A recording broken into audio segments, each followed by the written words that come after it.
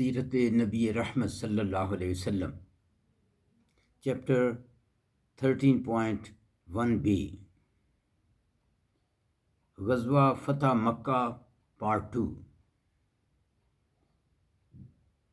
Note فرمائیے کہ یہ بیان اس سے پہلے مضمون 13.1a سے منسلک ہے۔ اسلامی لشکر کی مکہ کی طرف پیش قدمی۔ منگل 17 رمضان المبارک 8 ہجری کو صبح کے وقت اسلامی لشکر نے مکہ کی طرف پیش قدمی کی۔ آپ نے حضرت عباس رضی اللہ عنہ کو حکم دیا کہ ابو سفیان کو ایک پہاڑ کے قریب روک رکھو تاکہ وہ اسلامی لشکر کو دیکھ سکے۔ ایک معجزہ، یہ اللہ تعالیٰ کی طرف سے ایک معجزہ تھا کہ 10,000 کا لشکر قریش کے سر پر پہنچ گیا، لیکن انہیں خبر نہ ہوئی۔ حضرت عباس نے ابو سفیان کو کہا کہ جلدی سے مکہ جاؤ اور اپنی قوم کو حالات سے آگاہ کرو۔ ابو سفیان نے مکہ پہنچ کر بلند آواز سے پکارا، قریش کے لوگوں، حضرت محمد صلی اللہ علیہ وسلم ایک بہت بڑا لشکر لے کر یہاں پہنچ گئے ہیں، کسی کے پاس ان کے مقابلے کی طاقت نہیں۔ تمہارے لیے بہتر ہے کہ تم امان کے لیے ابو سفیان کے گھر گھس جاؤ۔ لوگوں نے کہا، تمہارا گھر ہمارے کتنے آدمی سما سکتا ہے؟ ابو سفیان نے کہا، جو اپنا دروازہ اندر سے بند کر لے اس کے لیے بھی امان ہے، اور جو مسجد حرام میں داخل ہو جائے اس کے لیے بھی امان ہے۔ اکثر لوگوں نے اپنے اپنے گھروں اور مسجد الحرام میں امان لی، البتہ قریش کے کچھ نوجوان اکرمہ بن ابو جہل، صفوان بن امیہ، سہیل بن عمرو کی قیادت میں اسلامی لشکر کا انتظار کرنے لگے۔ اسلامی لشکر ذی طوا میں۔ جب رسول اکرم صلی اللہ علیہ وسلم ذی طوا پہنچے تو اللہ تعالیٰ کی عطا کردہ فتح کے باعث آپ نے بے حد انکساری کی وجہ سے اپنا سر جھکا لیا تھا، یہاں تک کہ آپ صلی اللہ علیہ وسلم کی داڑھی مبارک کے بال کجاوے کی لکڑی سے لگ رہے تھے۔ یہاں پر آپ صلی اللہ علیہ وسلم نے لشکر کو کئی حصوں میں تقسیم کر دیا۔ حضرت خالد بن ولید کو اپنے دائیں ہاتھ رکھ کیا اور ان کے ساتھ باقی عرب قبائل بھی تھے۔ حضرت زبیر بن العوام کو اپنے بائیں رکھا اور حکم دیا کہ ہجون پہنچ کر آپ کا انتظار کریں۔ حضرت ابو عبیدہ رضی اللہ عنہ کو پیادوں کے امیر مقرر کیا۔ انہیں حکم دیا کہ بطن وادی کے راستے رسول اکرم صلی اللہ علیہ وسلم کے آگے اتریں۔ سب دستوں نے ہدایت کے مطابق پیش قدمی کی۔ اسلامی لشکر کا مکہ میں داخلہ۔ حضرت خالد کو راستے میں قریش کے کچھ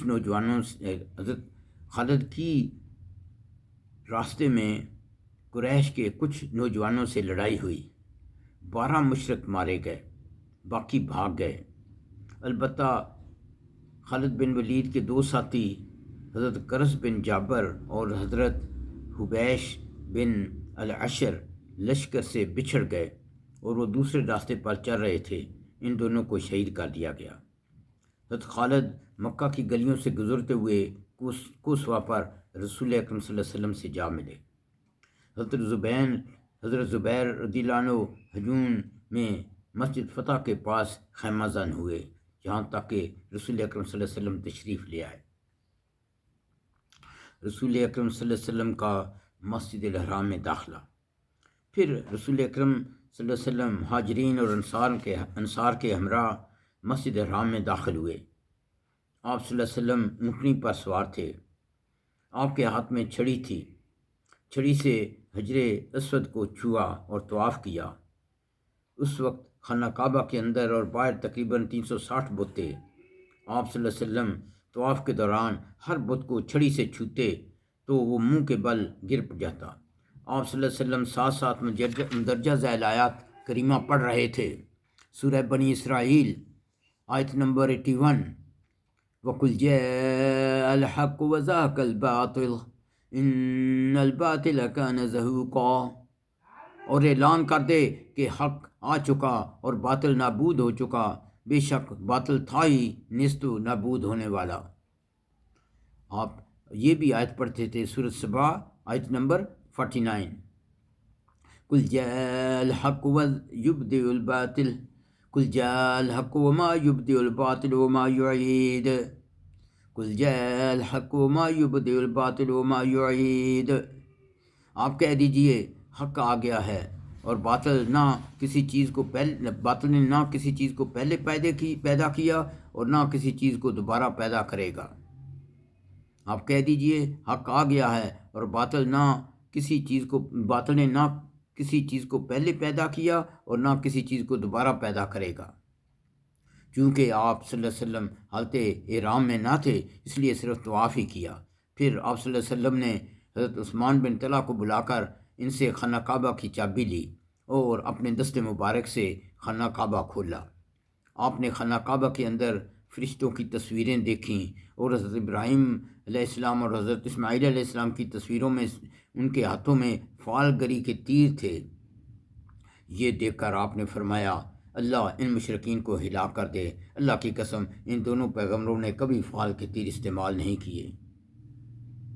آپ نے یہ آیت کریمہ تلاوت فرمائی، آل عمران آیت نمبر 67، ما کان ابراہیم یہودیا ولا نصرانیا ولکن کان حنیفا مسلما وما کان من المشرکین۔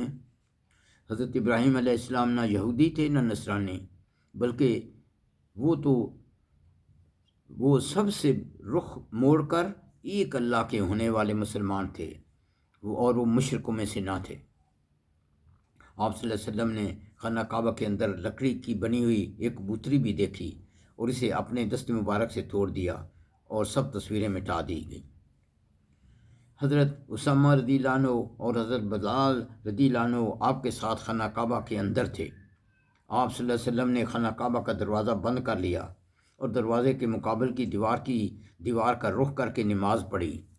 پھر خانہ کعبہ کے تمام گوشوں کا چکر لگا کر وہاں تکبیر و توحید کے کلمات کہے، اور اس کے بعد آپ صلی اللہ علیہ وسلم نے خانہ کعبہ کا دروازہ کھول دیا اور دروازے میں کھڑے ہو کر مختصر خطبہ دیا، لا الہ الا اللہ وحدہ صدق وعدہ ونصر عبدہ وہزم الاحزاب وحدہ۔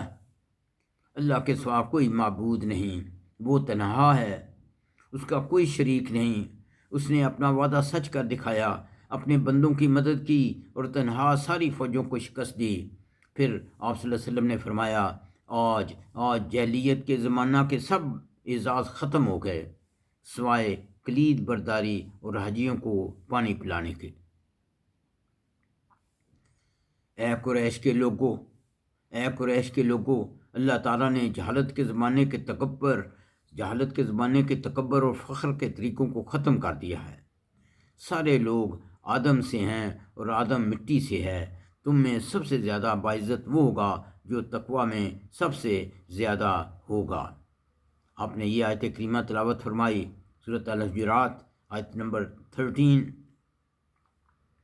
یا ایھا الناس انا خلقناکم من ذکر وانثی وجعلناکم شعوبا وقبائل لتعارفوا ان اکرمکم عند اللہ اتقاکم ان اللہ علیم خبیر۔ اے لوگو، بے شک ہم نے تم سب کو ایک ہی مرد عورت یعنی آدم و حوا سے پیدا کیا ہے، اور ہم نے تمہارے کنبے اور قبیلے بنا دیے ہیں تاکہ تم ایک دوسرے کی شناخت کرو۔ بے شک اللہ تعالیٰ کے نزدیک تم میں سے سب سے زیادہ عزت والا وہ ہے جو سب سے زیادہ پرہیزگار ہو۔ بے شک اللہ جاننے والا اور باخبر ہے۔ مسجد الحرام لوگوں سے بھری ہوئی تھی اور وہ انتظار کر رہے تھے کہ اب فاتح عظیم رسول اکرم صلی اللہ علیہ وسلم ان کے ساتھ کیا سلوک کرتے ہیں۔ آپ نے فرمایا قریش کے لوگوں، تمہارا کیا خیال ہے میں تمہارے ساتھ کیا سلوک کرنے والا ہوں؟ لوگوں نے عرض کیا، اچھا، کیونکہ آپ کریم بھائی ہیں اور کریم بھائی کے بیٹے ہیں۔ اس پر آپ صلی اللہ علیہ وسلم نے فرمایا، آج میں تم سے وہی بات کہتا ہوں جو حضرت یوسف علیہ السلام نے اپنے بھائیوں سے کہی تھی۔ سورۃ یوسف آیت نمبر 92۔ قال لا تثریب علیکم اليوم یغفر اللہ لکم وہو ارحم الراحمین۔ حضرت یوسف علیہ السلام نے فرمایا تھا، آج تم پر کوئی ملامت الزام نہیں، اللہ تمہیں بخشے، وہ سب مہربانوں سے بڑا مہربان ہے۔ آپ صلی اللہ علیہ وسلم نے اس پر یہ بھی اضافہ کیا، آپ نے یہ بھی اضافہ فرمایا، اذهبوا فانتم الطلقاء، یعنی جاؤ تم سب آزاد ہو۔ تاریخ میں کوئی اور ایسی مثال نہیں کہ آپ صلی اللہ علیہ وسلم کے اپنے جانی دشمنوں کو بالکل معاف کر دیا۔ تاریخ میں کوئی اور ایسی مثال نہیں کہ آپ نے اپنے جانی دشمنوں کو بالکل معاف کر دیا۔ سبحان اللہ!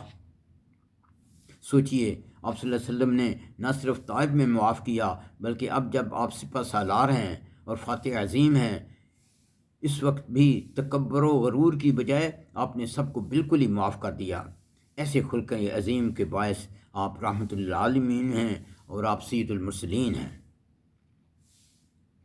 اس کے بعد حضرت علی نے رسول اکرم صلی اللہ علیہ وسلم سے درخواست کی کہ ہمیں حجاج کو پانی پلانے کے اعزاز کے علاوہ کلید برداری کا اعزاز بھی عطا فرمائیے۔ ایک اور روایت کے مطابق یہ درخواست حضرت عباس رضی اللہ عنہ نے کی۔ رسول اکرم صلی اللہ علیہ وسلم نے فرمایا، عثمان بن طلحہ کہاں ہیں؟ جب وہ آئے تو آپ نے خانہ کعبہ کی کنجی انہیں عطا فرمائی اور فرمایا، آج نیکی کا دن ہے اور وفاداری کا دن ہے۔ آپ نے اس آیت کریمہ کی تلاوت فرمائی، سورۃ نساء آیت نمبر 58۔ بے شک اللہ تعالیٰ حکم دیتا ہے کہ امانت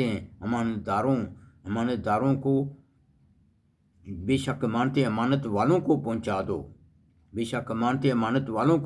دو، اور جب لوگوں کے درمیان فیصلہ کرنے لگو تو عدل و انصاف سے فیصلہ کرو۔ بے شک اللہ تعالیٰ تمہیں اچھی نصیحت کرتا ہے، بے شک اللہ تعالیٰ سننے والا دیکھنے والا ہے۔ جب نماز کا وقت ہوا تو آپ صلی اللہ علیہ وسلم نے حضرت بلال رضی اللہ عنہ کو حکم دیا کہ خانہ کعبہ کی چھت پر چڑھ کر اذان کہیں۔ اس وقت قریش کے 3 بڑے سردار ابو سفیان بن حرب، عتاب بن اسید اور حارث بن ہشام، ابو جہل کا سگا بھائی، کعبہ کے سین میں اکٹھے بیٹھے تھے۔ عتاب نے دوسروں سے کہا کہ شکر ہے میرے والد فوت ہو چکے ہیں اور ان کو نعوذ باللہ اس کالے گدھے کی کعبہ کے چھت پر آواز سننی نہیں پڑی۔ حارث بن ہشام نے کہا، اگر یہ شخص رسول اکرم صلی اللہ علیہ وسلم سچ پر ہوتا تو میں ضرور اس کی تابعداری کرتا، گویا اس نے رسول اکرم صلی اللہ علیہ وسلم کا مذاق اڑایا۔ ابو سفیان بن حرب، جو کہ چند گھنٹے پہلے مسلمان ہوا تھا، نے کہا، میں کچھ بھی نہیں کہوں گا، کیونکہ اگر میں نے کوئی بات کی تو یہ کنکریاں بھی اس کو بتا دیں گی۔ حضرت جبرائیل علیہ السلام نے ان کا باہمی مکالمہ رسول اکرم صلی اللہ علیہ وسلم کو بتا دیا۔ رسول اکرم صلی اللہ علیہ وسلم ان قریش سرداروں کے پاس آئے اور انہیں بتایا کہ وہ یہ بات چیت کر رہے تھے۔ وہ یہ سن کر دنگ رہ گئے۔ حارث بن ہشام نے کہا کہ جب ہم نے یہ بات چیت کی اس وقت ہمارے پاس کوئی اور موجود نہ تھا۔ آپ یقیناً اللہ کے نبی ہیں، اور اس نے کلمہ پڑھ لیا۔ اسی طرح عتاب بن اسید نے بھی اسلام قبول کر لیا۔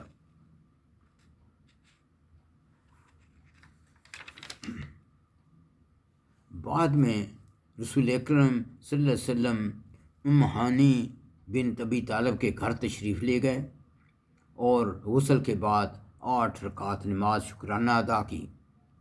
ام ہانی نے اپنے 2 دیوروں کو چھپا رکھا تھا کیونکہ حضرت علی بن ابی طالب انہیں قتل کرنا چاہتے تھے۔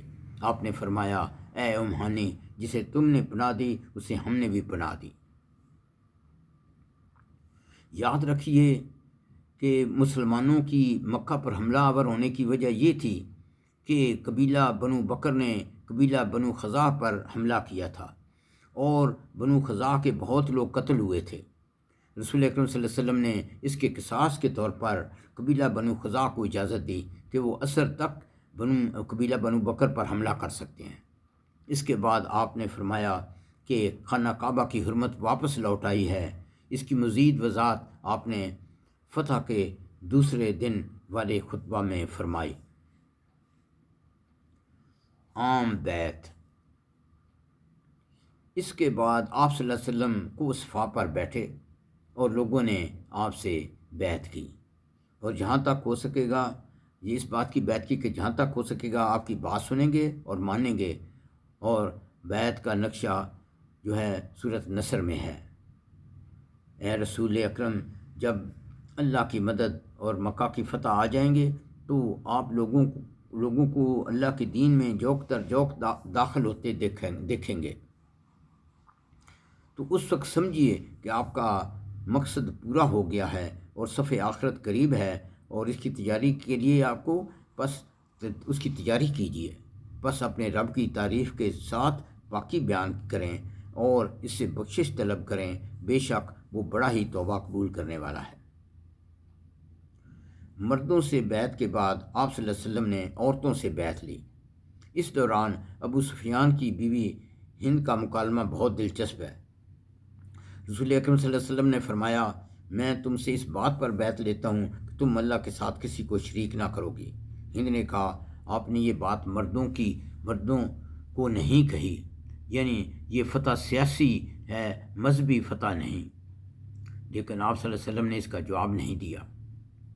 پھر رسول اکرم صلی اللہ علیہ وسلم نے فرمایا کہ چوری نہ کرو گی۔ ہند نے کہا، ابو سفیان بخیل آدمی ہے، اگر میں اس کے مال سے کچھ لے لوں تو کیا اس کی اجازت ہے؟ ابو سفیان وہاں موجود تھا اور معاملہ کو رفع دفع کرنا چاہتا تھا۔ بولا، تم جو کچھ لے لو وہ تمہارے لیے حلال ہے۔ رسول اکرم صلی اللہ علیہ وسلم مسکرائے اور پوچھا کہ کیا تم ہند ہو؟ اس نے عرض کی، جی ہاں۔ رسول اکرم صلی اللہ علیہ وسلم نے فرمایا، زنا نہ کرو گی۔ ہند نے کہا، بھلا کیا آزاد یعنی شریف گھرانوں کی عورتیں بھی کبھی ایسا کرتی ہیں؟ رسول اکرم صلی اللہ علیہ وسلم نے فرمایا، اپنی اولاد کو قتل نہ کرو گی۔ ہند نے کہا، ہم نے تو اپنے بچوں کو بڑے نازوں سے پالا پوسا، لیکن جب بڑے ہوئے تو آپ لوگوں نے انہیں قتل کر دیا، اس لیے آپ اور وہی بہتر جانیں۔ واضح ہو اس کا بیٹا حنظلہ بن ابو سفیان بدر میں مارا گیا تھا۔ یہ سن کر حضرت عمر ہنستے ہنستے گر پڑے اور رسول اکرم بھی مسکرائے۔ رسول اکرم صلی اللہ علیہ وسلم نے فرمایا، کوئی بہتان نہ کھڑو گی۔ ہند نے کہا، بہتان تو بہت بری بات ہے، آپ ہمیں واقعی اچھے اخلاق کا سبق دیتے ہیں۔ پھر آپ صلی اللہ علیہ وسلم نے فرمایا، کسی معروف بات میں رسول اکرم صلی اللہ علیہ وسلم کی نافرمانی نہ کرو گی۔ ہند نے کہا، خدا کی قسم ہم آپ کی نافرمانی کا ارادہ نہیں رکھتی۔ پھر ہند نے گھر آ کر اپنا بت توڑ دیا اور کہنے لگی، ہم تمہارے متعلق دھوکے میں تھے، اے بتو ہم تمہارے متعلق دھوکے میں تھے۔ ہند بن عتبہ نے رسول اکرم صلی اللہ علیہ وسلم سے کہا، زمین میں کوئی بھی خیمے والا نہیں تھا جن کا ذلیل ہونا آپ کے خیمے والوں کے ذلیل ہونے سے بڑھ کر مجھے پسند رہا ہو، لیکن اب میری یہ حالت ہے کہ روئے زمین پر کوئی خیمے والا نہیں ہے جس کا عزیز ہونا آپ صلی اللہ علیہ وسلم کے خیمے والوں کے عزیز ہونے سے بڑھ کر مجھے پسند ہو۔ سبحان اللہ۔ ربنا تقبل منا انك انت السميع العليم وتب علينا انك انت التواب الرحيم۔